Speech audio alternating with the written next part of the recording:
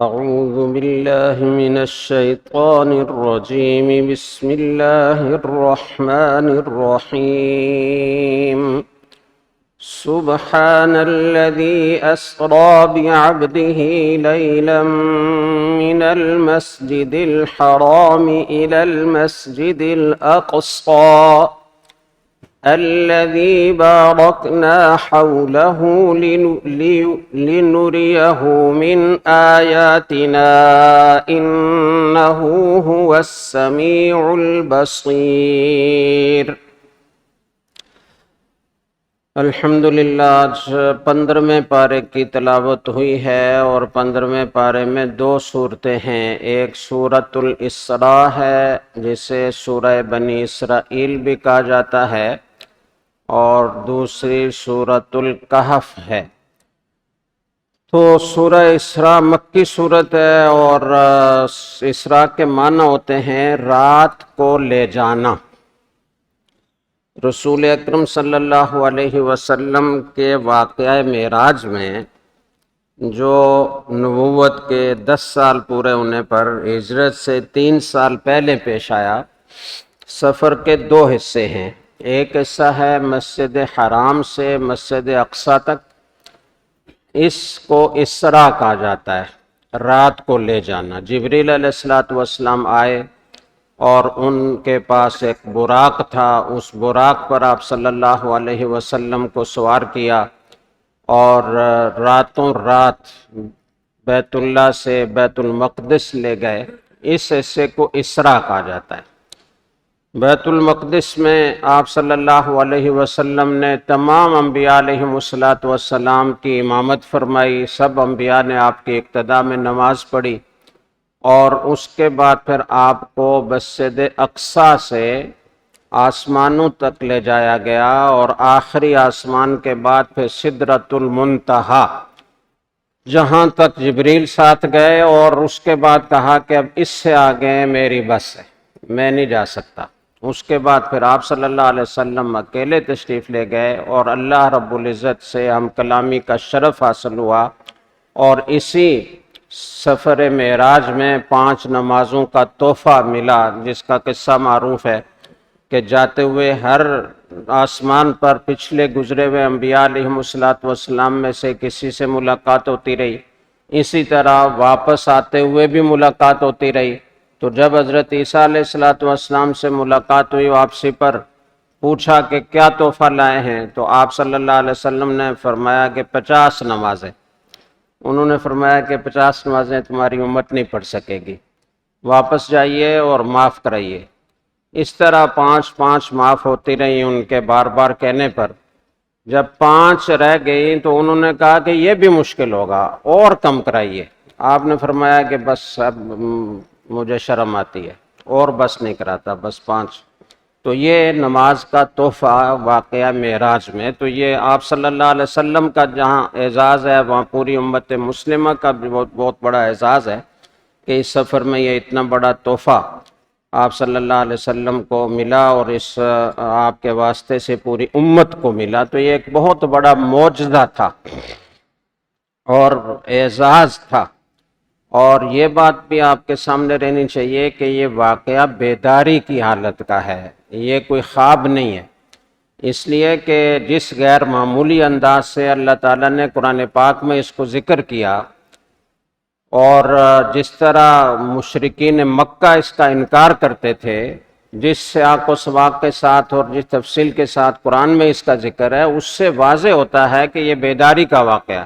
اگر خواب کا واقعہ ہوگا تو خواب میں تو آدمی عجیب چیزیں دیکھتا ہی رہتا ہے، اس سے بھی عجیب تر چیزیں دیکھ سکتا ہے، اس کا انکار کرنے کا تو کوئی مطلب نہیں ہے۔ تو مشرکین مکہ جو انکار کر رہے تھے وہ اس لیے کر رہے تھے کہ یہ جسمانی طور پر تھا سفر، اور بیداری کی حالت میں تھا۔ احادیث کثیرہ سے اسی طرح سمجھ میں آ رہا ہے۔ تو اس صورت میں جو مضامین بیان ہوئے ہیں وہ کیا ہیں؟ بنی اسرائیل کو پہلے سے یہ بتا دیا گیا تھا کہ تم ملک شام میں رہتے تھے۔ یہ حضرت سلیمان علیہ السلام وہاں آ کر آباد ہوئے تھے، مسجد اقصیٰ انہوں نے تعمیر فرمائی تھی، اور اس کے بعد سے بنی اسرائیل وہیں رہتے تھے، لیکن ان کی شرارتیں، ان کی بغاوتیں، ان کی سرکشیاں وقتاً فوقتاً سر اٹھاتی رہتی تھی، اور ان لوگوں نے انبیاء علیہ الصلوۃ والسلام کو شہید تک کیا۔ زکریہ علیہ السلام کو شہید کیا، حضرت یحییٰ علیہ السلام کو شہید کیا۔ تو ان کو پہلے سے یہ بتا دیا گیا تھا کہ تم شام میں 2 مرتبہ فساد مچاؤ گے، اور 2 مرتبہ تم پر ایسے زبردست دشمن مسلط ہوں گے کہ وہ تمہارا تیا پانچا کر دیں گے، تمہیں تیس نیس کر دیں گے، تمہیں تباہ و برباد کر دیں گے۔ تو دونوں واقعات یہ پیش آئے۔ حضرت شعیب علیہ السلام جیسے نبی کو بھی انہوں نے ناحق قتل کیا۔ تو ان پر پہلی دفعہ بخت نصر، جو عراق کے بابل کا حکمران تھا، بابل اس حکومت کا پایا تخت تھا، تو اس نے آ کر حملہ کیا، اور اس نے ان کے بے شمار لوگوں کو، لاکھوں لوگوں کو کہہ سکتے ہیں آپ، کے قتل کیا، اور 80,000 کو گرفتار کر کے اپنے ساتھ عراق لے گیا، اور یہ پھر وہاں زندگی گزارتے رہے غلامی کی 70 سال۔ اور 70 سال کے بعد پھر ایک ایرانی بادشاہ نے حملہ کیا عراق پر اور فتح حاصل کی، اس کو غلبہ ملا، تو اس نے ترس کھا کر ان یہودیوں کو آزاد کیا۔ اس کے بعد پھر ان کی شرارتیں بڑھی۔ ویسے تو درمیان میں بھی کئی واقعات پیش آتے رہے، لیکن قرآن کریم نے 2 واقعات کو خاص طور سے ذکر کیا، اس لیے کہ ان میں ان کا بہت ہی زیادہ قتل عام ہوا تھا۔ تو دوسری مرتبہ پھر روم کا ایک بادشاہ تھا تیتوس، اس نے ان پر حملہ کیا اور ان کے سارے اس بیت المقدس کو اجاڑ دیا اور ان کو قتل کیا، قتل عام ان کا ہوا۔ تو اس طرح ان پہلے رکوع میں ان 2 واقعات کا ذکر ہے۔ دوسرا جو مضمون اس صورت میں بیان ہوا ہے وہ یہ ہے کہ قرآن کریم کی عظمت وہ بیان ہوئی ہے، اور یہ کہ انسان کی فطرت اور طبیعت میں داخل جو جلد بازی ہے، اور ہر انسان کے ساتھ اس کے عمل اور نتائج عمل کے لازم ہونے کا ذکر ہے، اور پھر اس کے بعد اجتماعی زندگی سے متعلق اور معاشرتی زندگی سے متعلق اللہ تعالیٰ نے کوئی 13 ہدایات دی ہیں۔ وَقَضَىٰ رَبُّكَ أَلَّا تَعْبُدُوا إِلَّا إِيَّاهُ سے شروع ہوتی ہے اور آگے تک چلی جاتی ہے۔ پہلی ہدایت یہ ہے کہ اللہ کے ساتھ کسی اور کو شریک نہ کرو، صرف اسی اکیلے کی عبادت کرو۔ وَبِالْوَالِدَيْنِ إِحْسَانًا، نمبر 2، والدین کے ساتھ اس نے سلوک کرو۔ اما یبلغن عندک الکبر احدہما، قرآن کریم ساتھ ساتھ پڑھوں گا تو زیادہ وقت لگے گا۔ اگر ان میں سے دونوں یا ان میں سے کوئی ایک بڑھاپے کی عمر کو پہنچ جائے تو ان کے سامنے اف تک نہ کہو، نہ انہیں جھڑکو، ان سے نرمی سے بات کرو، اور ان کے لیے ہمیشہ اپنے پہلوؤں کو، اپنے بازوں کو نرم کرو، جھکا کر رکھو، اور شفقت کا معاملہ کرو، اور ان کے لیے اللہ تعالیٰ کی بارگاہ میں دعا کیا کرو، رب ارحمہما کما ربیانی صغیرا، اے میرے رب آپ ان پر رحم کیجئے جیسے انہوں نے بچپن میں مجھے پالا تھا۔ اور اس کے بعد پھر یہ کہا گیا ہے کہ جو رشتہ دار ہیں، اقربا ہیں، ان کا حق ادا کرو، مساکین کا حق ادا کرو، مسافروں کا حق ادا کرو، اور تبذیر نہ کرو۔ ایک ہوتا ہے اسراف اور ایک ہوتا ہے تبذیر۔ اسراف ہوتا ہے کہ آپ جائز کام میں خرچ کر رہے ہیں لیکن بے تحاشا خرچ کر رہے ہیں، 20 روپے کا کام ہے آپ 200 روپے خرچ کر رہے ہیں۔ اور تبذیر کا مطلب ہوتا ہے آپ ناجائز کام میں خرچ کر رہے ہیں، اللہ تعالیٰ کی منع کردہ چیزوں میں خرچ کر رہے ہیں، ناچ گانے موسیقی پر خرچ کر رہے ہیں، تو یہ ہے تبذیر، اور اس سے منع کیا گیا۔ اور یہ فرمایا گیا کہ تبذیر کرنے والے شیطان کے بھائی ہیں، اور شیطان اپنے رب کا بڑا ناشکرا ہے، تو شیطان کے بھائی نہ بنو۔ اور اس کے بعد پھر یہ فرمایا کہ نہ تو بہت زیادہ کنجوسی کرو کہ بس گردن کے ساتھ چپکا کر رکھا ہوا ہاتھ کو کھول ہی نہیں رہے، اور نہ اتنا زیادہ کشادہ رکھو اپنے ہاتھ کو کہ پھر خود پریشان بیٹھے رہو۔ اعتدال سے کام لو، اعتدال سے کام لو، اور یہ سمجھ لو کہ تمہارا رب ہی ہے کہ جو لوگوں کے لیے رزق کو کشادہ کرتا ہے اور جس کے لیے چاہتا ہے کم کرتا ہے۔ اللہ کو اپنے بندوں کی پوری خبر ہے اور ان کے سارے اعمال کو دیکھتا ہے۔ اس کے علاوہ یہ ہدایت ہے کہ اپنی اولاد کو فقر و فاقہ کے خوف سے قتل مت کرو، انہیں اور تم کو ہم ہی رزق دیتے ہیں، یہ بہت بڑا گناہ ہے ان کا قتل کرنا۔ اور اس کے علاوہ ہدایت ہے کہ زنا کے قریب بھی نہ جاؤ، جو چیز زنا کی طرف لے کر جاتی ہے اس کا بھی ارتکاب نہ کرو، یہ مطلب ہے زنا کے قریب بھی نہ جاؤ، یہ برا راستہ ہے اور فحش راستہ ہے۔ اور کسی نفس کو ناحق قتل مت کرو، جو اور اس کے علاوہ یہ ہے کہ یتیم کا مال وہ مت کھاؤ، اور جو جب وہ اپنی بنوت کی عمر کو، سمجھداری کی عمر کو پہنچ جائے تو اس کا مال اس کے حوالے کرو، عہد کی پابندی کرو، عہد کے بارے میں پوچھا جائے گا، ناپ کو پورا کیا کرو، جب بھی تم ناپ کر کوئی چیز دو کسی کو تو پورا پورا ناپ کرو، اسی طرح وزن کرو تو پورے انصاف کے ساتھ کرو، صحیح صحیح۔ اور اس کے علاوہ جس چیز کا تمہیں علم نہ ہو اس کے پیچھے نہ پڑا کرو، جس کا علم نہ ہو اس کے پیچھے نہ، اندازے سے ہم تبصرے کر رہے ہوتے ہیں اور پتہ نہیں کتنی باتیں منسوب کرتے ہیں لوگوں کی طرف، ان کے فرشتوں کی کو بھی خبر نہیں ہوتی بعضوں کا، تو اس سے سخت روکا گیا ہے۔ وَلَا تَقْفُ مَا لَيْسَ لَكَ بِهِ عِلْمٌ إِنَّ السَّمْعَ وَالْبَصَرَ وَالْفُؤَادَ كُلُّ أُولَئِكَ كَانَ عَنْهُ مَسْئُولًا، یہ آنکھیں، یہ کان، یہ دل، ان سب کے بارے میں پوچھا جائے گا، ایسے بیکار نہیں چھوڑا جائے گا، ایک ایک چیز کے بارے میں پوچھا جائے گا، تم نے کیا بولا تھا، کیا سنا تھا، جائز تھا ناجائز تھا، تمہیں معلوم تھا تم نے جس پر تبصرہ کیا، تمہاری تحقیق تھی یا اندازے سے تم نے باتیں کی، تو یہ ساری چیزیں اس صورت میں بیان کی گئی۔ اس کے علاوہ ایک ہدایت یہ ہے وَلَا تَمْشِ فِي الْأَرْضِ مَرَحًا، زمین پر اکڑ کر مت چلو، تم زمین کو پھاڑ نہیں سکتے، نہ تم لمبے ہو کر پہاڑوں کو چھو سکتے ہو، پہاڑوں تک بھی نہیں پہنچ سکتے۔ اور اس کے علاوہ یہ کہا گیا ہے پھر آخر میں کہ اللہ کے ساتھ کسی اور کو الہ نہ بناؤ ورنہ تمہیں جہنم میں ڈال دیا جائے گا اور وہاں تم دھتکارے ہوئے اور قابل ملامت حالت میں پڑے رہو گے۔ اور اس کے علاوہ پھر اگلے رکوع میں پھر قرآن کریم کی عظمت کو بیان کیا گیا ہے، اور اس میں جو کچھ ہم نے بیان کیا اس کی حکمتیں بیان کی گئی ہیں، اور یہ مضامین اس صورت میں بیان کیے گئے ہیں۔ اور پھر مشرکین مکہ جو باس بعد الموت کے منکر تھے اور اس پر اعتراض کرتے تھے، ان کو جوابات دیے گئے ہیں۔ وَقَالُوا أَإِذَا كُنَّا عِظَامًا رُفَاتًا أَإِنَّا لَمَبْعُوثُونَ خَلْقًا جَدِيدًا، جب ہم ہڈیاں ہو جائیں گے، چورا چورا ہو جائیں گے، ریزہ ریزہ ہو جائیں گے، تو کیا پھر ہمیں اٹھایا جائے گا نئی پیدائش کے ساتھ؟ تو آپ ان سے کہہ دیجئے کہ کونوا حجارۃ او حدیدا، تم پتھر بن جاؤ یا لوہا بن جاؤ، او خلقا مما یکبر فی صدورکم، یا اس کے علاوہ ایسی کوئی مخلوق کہ جو تمہاری نظر میں اور تمہارے دلوں میں بہت بڑی ہو، تمہارے تصور میں، تو وہ بھی بن جاؤ۔ تو فَسَيَقُولُونَ مَن يُعِيدُنَا قُلِ الَّذِي فَطَرَكُمْ أَوَّلَ مَرَّةٍ، یہ کہتے ہیں کہ کون ہمیں واپس لوٹائے گا، نئی پیدائش کے ساتھ کون پیدا کرے گا؟ تو آپ کہہ دیجئے کہ جس نے تمہیں پہلی مرتبہ پیدا کیا تھا تو وہی پیدا کرے گا۔ نقش اول زیادہ مشکل ہے یا نقش ثانی؟ جب پہلی مرتبہ پیدا کر لیا تو اب ایک پیدا شدہ چیز کے بوسیدہ ہونے کے بعد دوبارہ اس کو نشأت ثانیہ دینا کیا مشکل ہے اللہ تعالیٰ کے لیے۔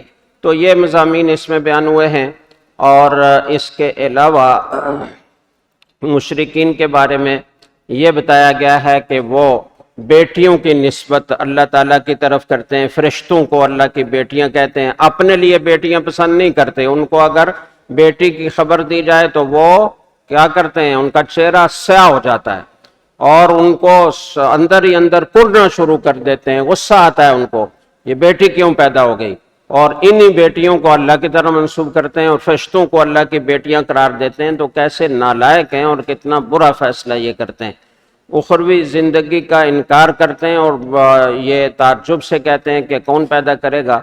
تو اللہ تعالیٰ نے بتا دیا کہ جس نے پہلی مرتبہ پیدا کیا وہی دوبارہ بھی پیدا کرے گا۔ رسول اکرم صلی اللہ علیہ وسلم سے حسی معجزات کا مطالبہ کرتے ہیں، حسی معجزات کا مطالبہ کرتے ہیں، اور کیا کہتے ہیں؟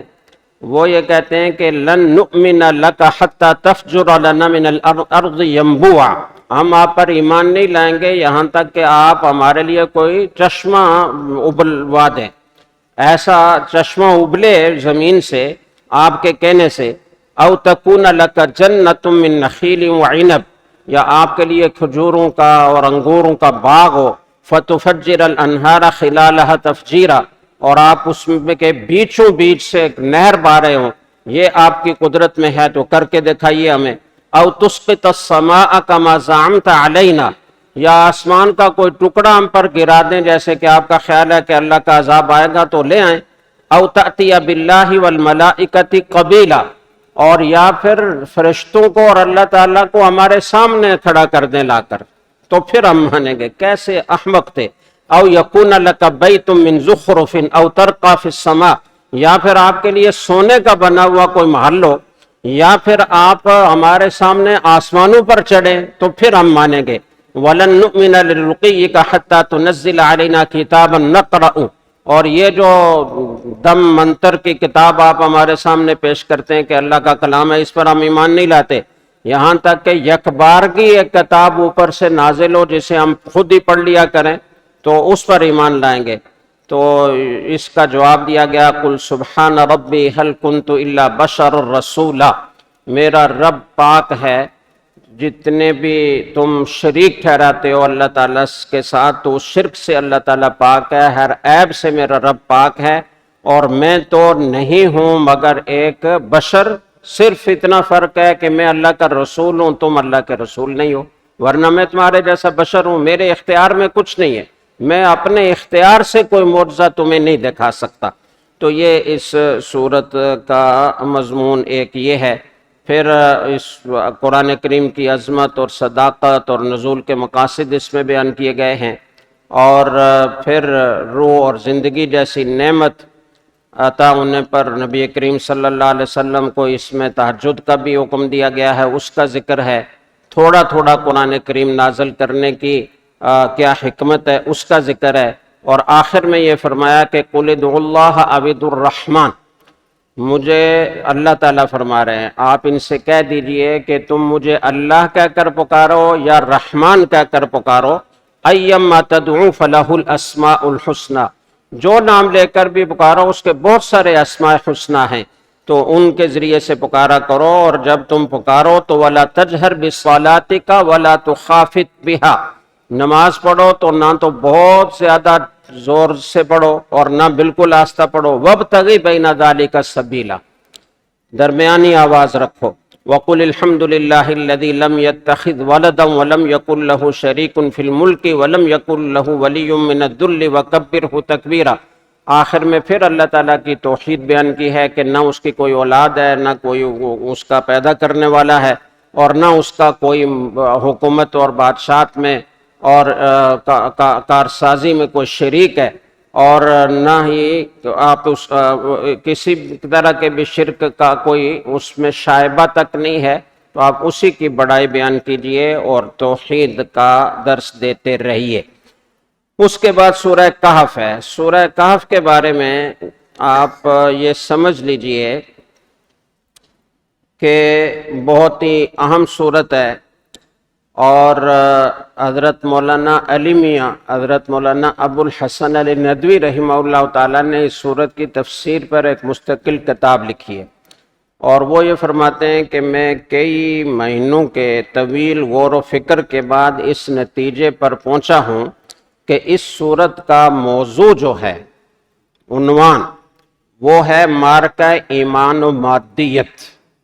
ساری پوری سورت ہی ایسے واقعات پر مشتمل ہے جس سے پتہ چلتا ہے کہ ایمان اور مادیت کا مارکہ بہت پہلے سے چلا آ رہا ہے، اور اس صورت کا آخری دور کے فتنوں سے خاص تعلق ہے، اور فتنوں کا سب سے بڑا علمبردار دجال ہوگا آخری زمانے میں، اور اسی لیے اس صورت کے پڑھنے کا حکم دیا گیا ہے، اور یہ صورت اپنے مضامین کے اعتبار سے اس کو اگر سمجھ کر اس کے مطابق عمل کیا جائے تو دجالی فتنوں سے مقابلہ کرنے کے لیے آدمی کو تیار کرتی ہے۔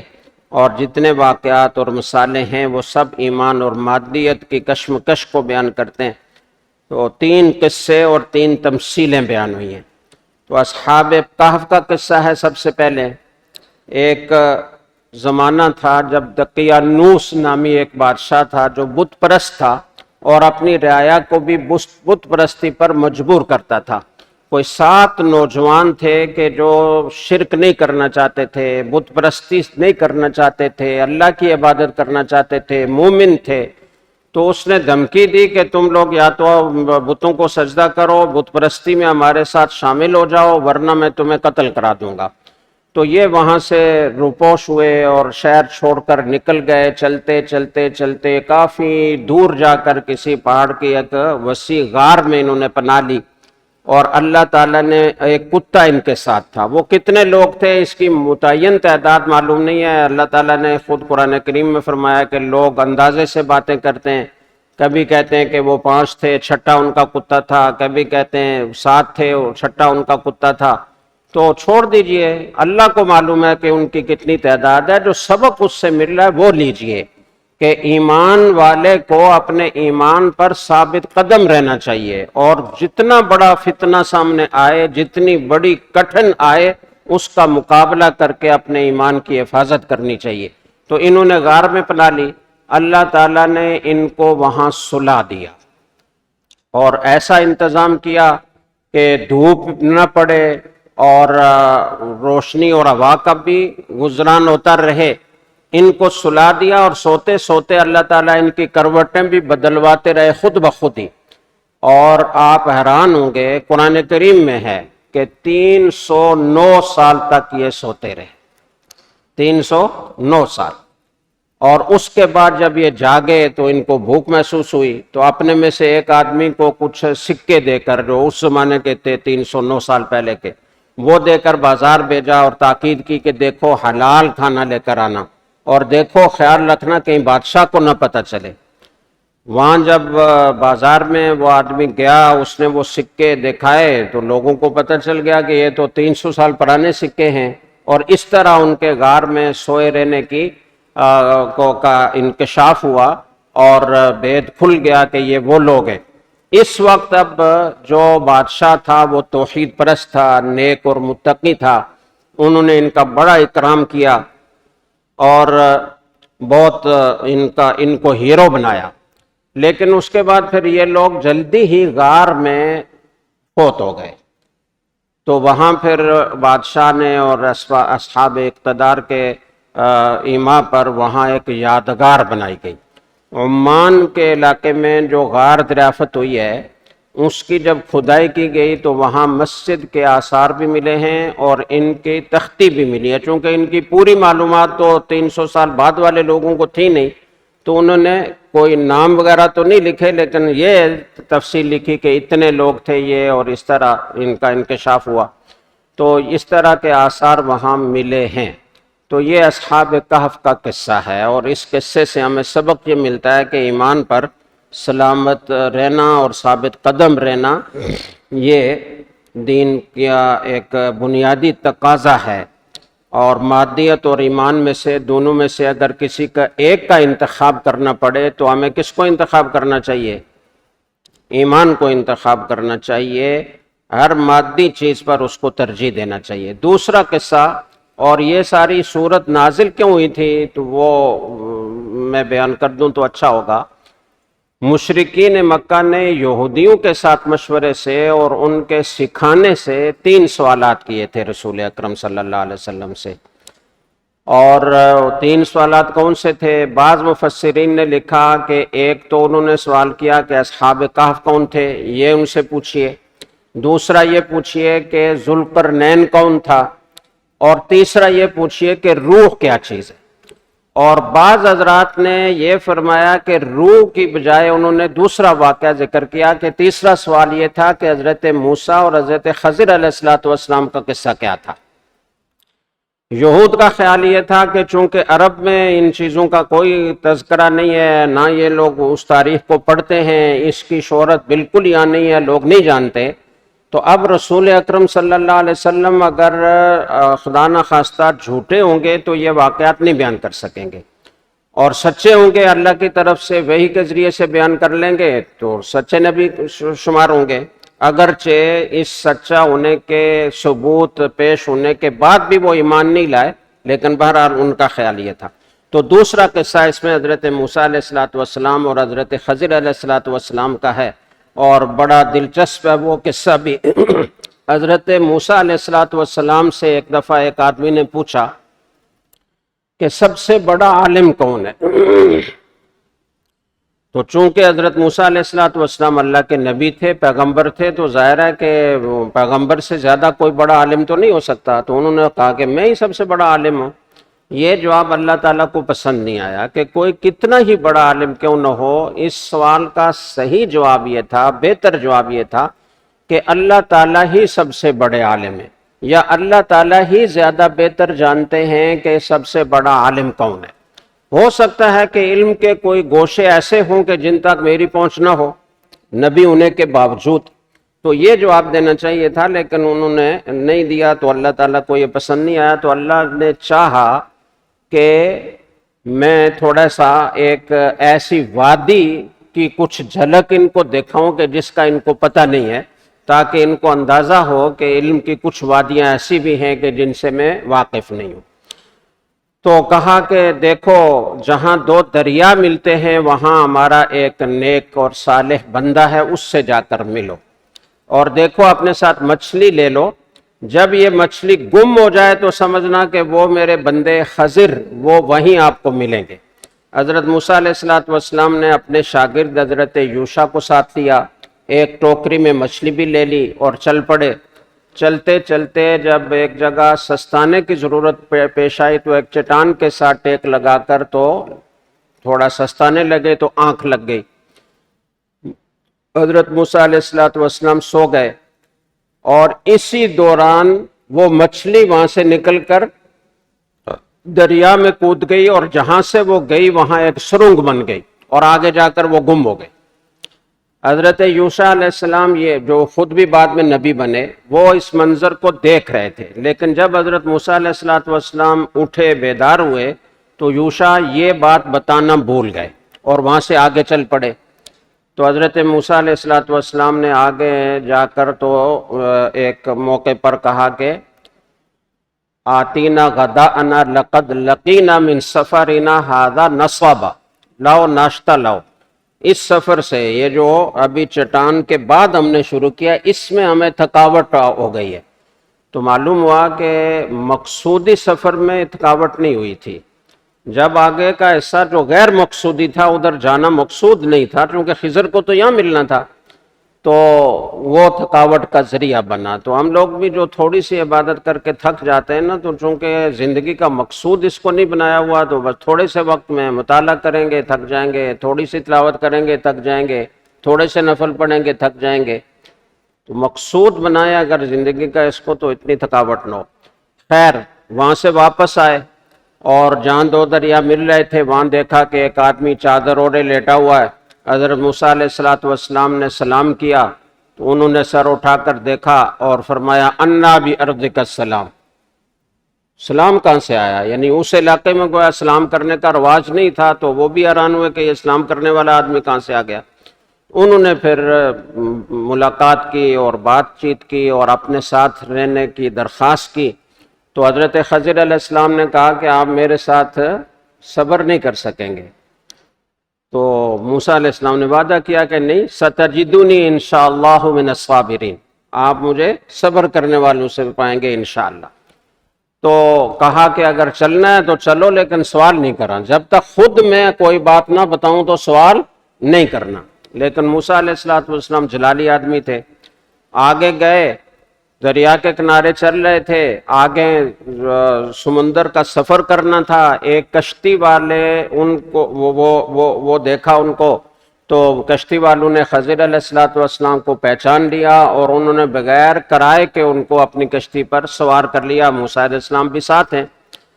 اس سفر کے دوران حضرت خضر علیہ السلام نے کشتی کا ایک تختہ اکھیڑ کر پھینک دیا، تو حضرت موسیٰ علیہ السلام نے کہا کہ آپ عجیب آدمی ہیں، انہوں نے ہمیں بغیر کرائے کے سوار کیا اور آپ نے ان کی کشتی کا تختہ اکھیڑ کر پھینک دیا، ان کی کشتی عیبدار بنا دی۔ تو حضرت خضر علیہ السلام نے کہا کہ الم اقل انک لن تستطیع معی صبرا، میں نے کہا نہیں تھا کہ آپ میرے ساتھ صبر نہیں کر سکیں گے؟ تو حضرت موسیٰ علیہ السلام نے معذرت کی کہ آپ مجھ سے مواخذہ نہ کریں، میں بھول گیا تھا تو معاف کر دیں۔ پھر چلے آگے جا کر ایک بچے سے، جب سمندر کا سفر ختم ہو گیا تو آگے ایک چھوٹا بچہ نابالغ وہ ملا، تو حضرت خضر علیہ السلام نے یوں اس کے سر کو پکڑا اور مروڑ کر اس کو قتل کر دیا۔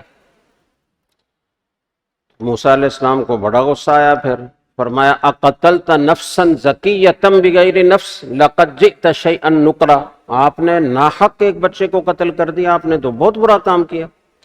انہوں نے فرمایا الم اقل لک انک لن تستطیع معی صبرا، میں نے کہا نہیں تھا کہ آپ صبر نہیں کر سکیں گے؟ کہا کہ آئندہ اگر میں کوئی سوال کروں تو پھر آپ مجھے اپنے ساتھ نہ رکھیں، اس دفعہ معاف کر دیں۔ پھر چلے آگے ایک بستی میں پہنچے تو ان بستی والوں سے کھانا مانگا تو انہوں نے کھانا دینے سے انکار کر دیا، حالانکہ عام طور پر مسافر کا حق ہوتا ہے کہ کسی اگر بستی میں وہ گزر رہا ہے اور بھوکا پیاسا ہے تو اس کو بستی والے کھانا کھلائیں، یہ مسافر کا حق ہوتا ہے، لیکن ان بستی والوں نے کھانا کھلانے سے انکار کر دیا۔ وہیں ایک دیوار دیکھی جو بالکل گرنے کے قریب تھی، تو حضرت خضر علیہ السلام نے ایسے ہاتھ کریا اور دیوار مکمل طور پر دوبارہ تازہ کر دی، کھڑی کر دی۔ تو حضرت موسیٰ علیہ السلام نے کہا کہ لو شئت لاتخذت علیہ اجرا، ایسے بخیل لوگ ہیں جنہوں نے ہمیں کھانا بھی نہیں کھلایا، تو آپ نے اتنا بڑا کام ان کا کر دیا تو کم از کم اجرت لے لیتے، آپ چاہتے تو اجرت لے سکتے تھے۔ تو خضر علیہ السلام نے کہا ھذا فراق بینی و بینک، بس اب جدائی کا وقت آ گیا، اب ہمارے راستے جدا جدا ہیں۔ جو کچھ پیش آیا اس کے بارے میں آپ کو تفصیل بتاتا ہوں۔ وہ جو کشتی تھی غریب لوگوں کی تھی، آگے ایک بادشاہ اس کے کارندے کھڑے تھے جو ہر نئی کشتی کو اپنے قبضے میں لیتے تھے، وہ ان بیچاروں کا ذریعہ معاش ہی سارا ختم ہو جاتا تھا، عیبدار کشتی ہوتی تھی تو اس کو نہیں لیتے تھے، تو میں نے اس میں عیب پیدا کیا کہ ان بیچاروں کا یہ ذریعہ معاش باقی رہے اور ان کا گزارا چلتا رہے۔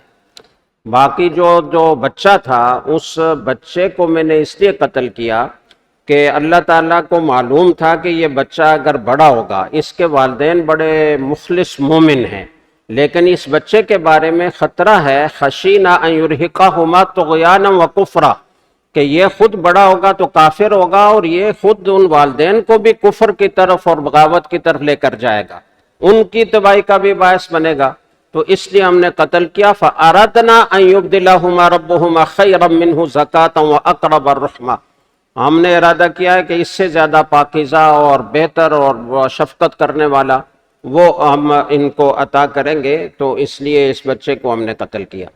تیسری بات جو آپ نے کہی کہ دیوار آپ نے ٹھیک کی اور اجرت بھی نہیں لی، تو بات یہ ہے کہ وہ دیوار دو یتیم بچوں کی تھی اور ان کے والد نے ان کا خزانہ اس دیوار کے نیچے رکھا ہوا تھا۔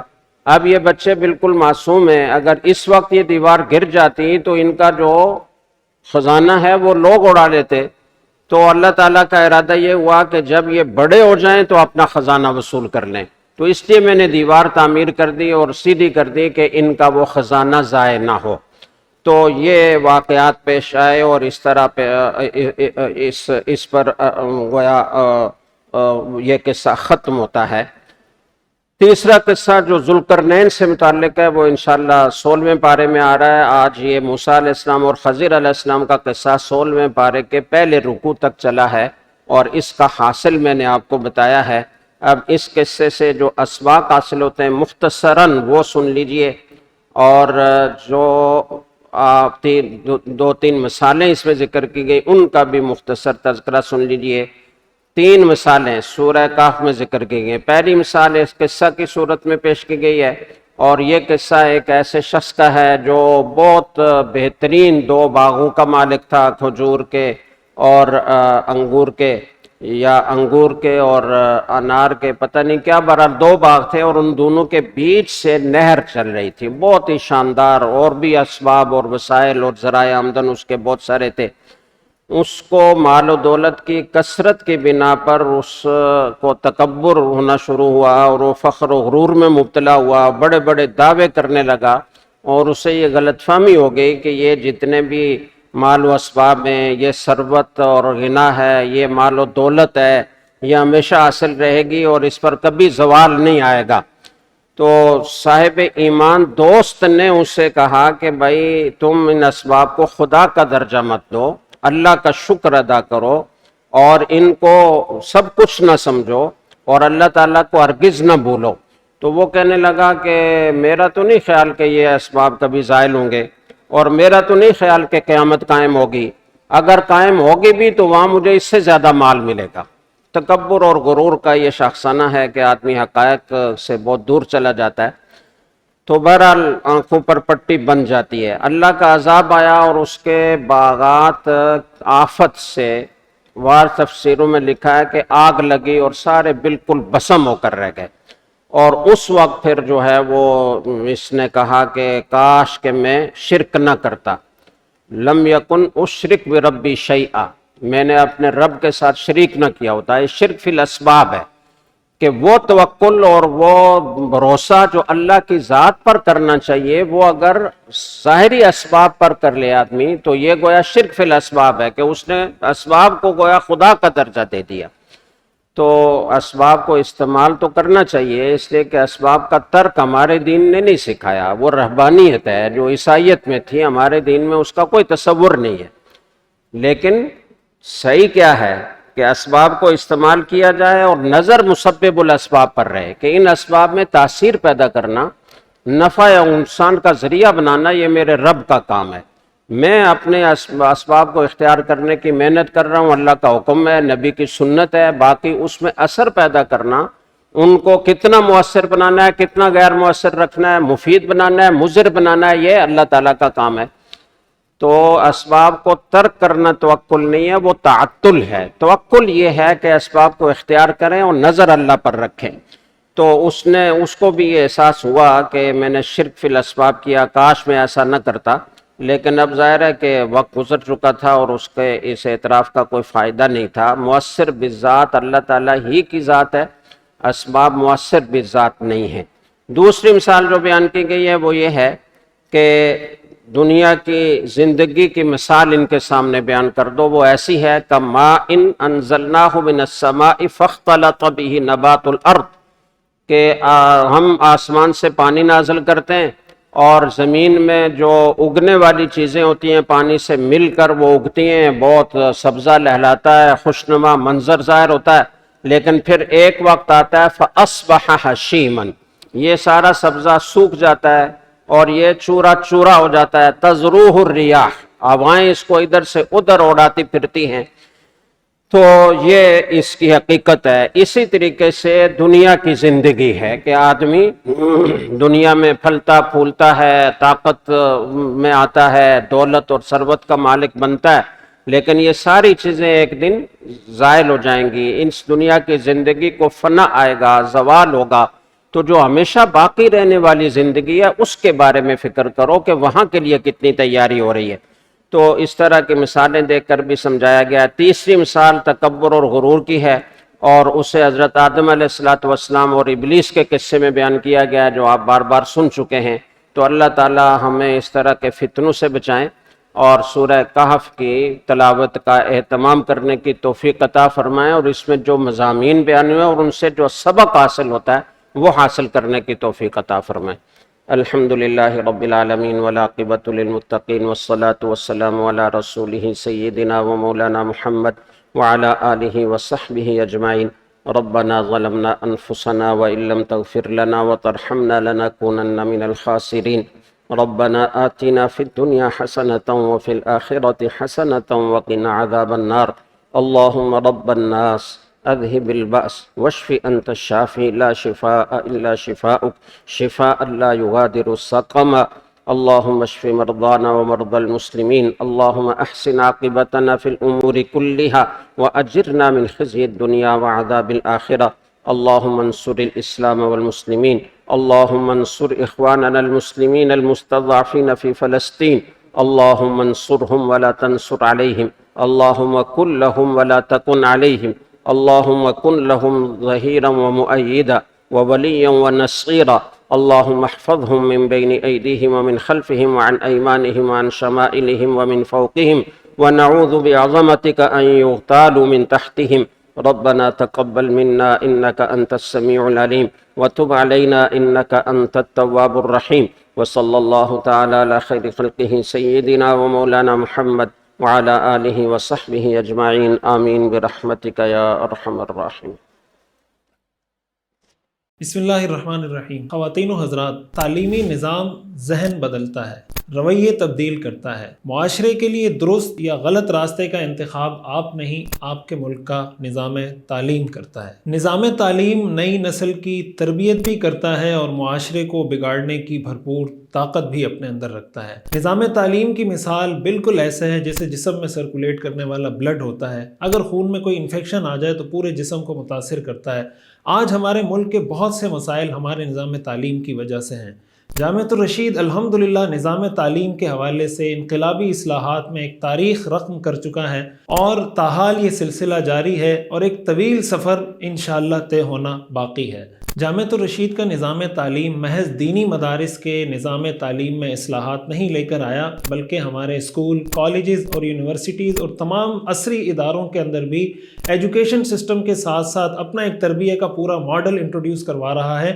جامعۃ الرشید کے پاس آؤٹ الحمدللہ اس وقت ملک کے اندر اور بیرون ملک بہت نمایاں خدمات انجام دے رہے ہیں۔ ہمارے ہاں مالیاتی ادارے ہوں یا بینکس ہوں، بیوروکریسی ہو یا فوج ہو، عدلیہ ہو یا تعلیمی ادارے اور یونیورسٹیز ہوں، رفاہی خدمات ہوں یا معاشرے کی اور دیگر ایکٹیویٹیز، جامعۃ الرشید کے پاس آؤٹس الحمدللہ ان تمام مقامات پر اور تمام شعبوں میں بہت نمایاں خدمات انجام دے رہے ہیں۔ اس سفر میں ہمیشہ آپ حضرات کا تعاون، آپ کی دعائیں، آپ کی نیک تمنائیں ہمارے ساتھ رہی ہیں۔ ہمیں مزید آپ کے سپورٹ کی ضرورت ہے، آپ کی دعاؤں، نیک تمناؤں کے ہم مزید متمنی ہیں۔ ہم چاہتے ہیں کہ آپ اس کاز کے اندر، اس مشن کے اندر حصہ لیں اور ہم مل کر اس ملک کی ترقی اور تعمیر کے لیے، اس ملک کے سیاسی، معاشی اور ہر طرح کے نظام کو بہتر کرنے کے لیے اور اس میں اصلاحات کرنے کے لیے جامعۃ الرشید کا دست و بازو بنیں، جامعۃ الرشید کو سپورٹ کریں اور ہر طرح سے ہمیں مضبوط کرنے کی کوشش کریں۔ جامعۃ الرشید میں پڑھنے والے ایک طالب علم کا ماہانہ اوسط خرچ 20,000 روپے ہے۔ آپ ہمیشہ سے جامعۃ الرشید کو مالی طور سے سپورٹ کرتے رہے ہیں اور الحمدللہ جامعۃ الرشید کی کارکردگی ملکی سطح پر اور بیرونی دنیا انٹرنیشنل سطح پر اس کو تسلیم کیا جا رہا ہے، اس کو ریکگنائز کیا جا رہا ہے۔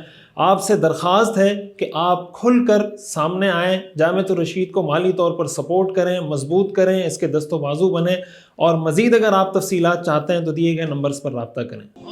ایک ہوں مسلم حرم کی پاسبانی کے لیے، نیل کے ساحل سے لے کر تا خاک Kashgar, one nation through education کو اپنا مشن بنا کر جامعۃ الرشید کی تعلیمی تحریک آگے بڑھ رہی ہے۔ ملک بھر میں 8 شاخیں اور 20 سے زائد تعلیمی ادارے، 5,500 سے زائد طلباء ایک ہی چھت تلے دینی اور عصری تعلیم حاصل کر رہے ہیں۔ جامعۃ الرشید میں زیر تعلیم ایک طالب علم کے ماہانہ اخراجات 20,000 روپے۔ ایک طالب علم کی ماہانہ کفالت اپنے ذمہ لیجیے اور ملک و ملت کی بہتری میں اپنا حصہ ڈالیے۔ اس رمضان المبارک میں اپنی زکوٰۃ، صدقات اور عطیات تعلیم پر خرچ کیجیے۔ تعاون کے لیے ابھی رابطہ کیجیے۔